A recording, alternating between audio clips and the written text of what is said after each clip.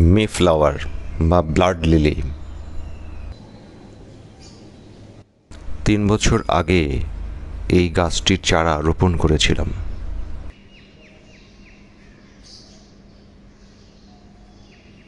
প্রতি বছর ডিসেম্বরে গিয়ে গাছটি মরে যায়। তারপর জানুয়ারি, ফেব্রুয়ারি, মার্চ, এপ্রিল চলে যায়। ৫ মাসের মাথায় মে মাসে মাটি ভেদ করে বেরিয়ে আসে এর কলি। আগের ২ বছর মে মাসে কলির বদলে নতুন গাছ দেখে হতাশায় ভুগেছি। কবে দেখব মেফ্লাওয়ার? অবশেষে অপেক্ষার প্রহর শেষ হয়েছে।